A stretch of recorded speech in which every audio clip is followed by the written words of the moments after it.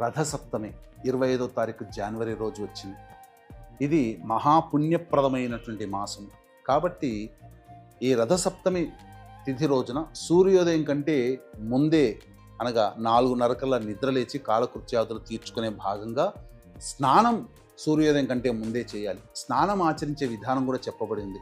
ముఖ్యంగా 3 జిల్లేడు ఆకులు కానీ లేదా ఈ చిక్కుడు ఆకులు కానీ తల మీద పెట్టుకోవడం, అలాగే కుడి భుజం మీద 2, ఎడమ భుజం మీద 2 ఈ జిల్లేడు ఆకులు కానీ చిక్కుడు ఆకులను పెట్టుకొని 7 రేగి పండ్లు ఈ యొక్క శిరస్సు మీద ఆ ఆకుల మీద పెట్టుకొని స్నానం ఆచరించాలి.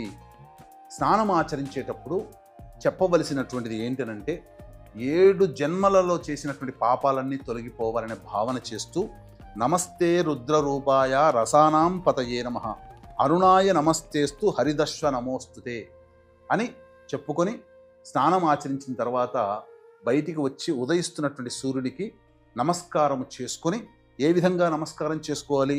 సప్త సప్తివహ ప్రీత సప్తలోక ప్రదీపన సప్తమి సహితో దేవ గృహాణార్ఘ్యం దివాకర అని నమస్కారం చేసుకొని సూర్యునికి 6 సార్లు అర్ఘ్యం ఇచ్చిన తరువాత తదనంతరం విష్ణు అష్టోత్తరము సూర్య అష్టోత్తర పారాయణం చేసి అప్పుడు ఇంట్లో నైవేద్యముగా పెట్టినటువంటి బెల్లం పాయసాన్ని చిక్కుడు ఆకులలో పెట్టి ఒకసారి సూర్యుడికి నమస్కారంగా సూర్యుడికి చూపించి నమస్కారం చేసి అప్పుడు ఆ ప్రసాదాన్ని అందరూ కుటుంబ సభ్యులు భుజించాలి.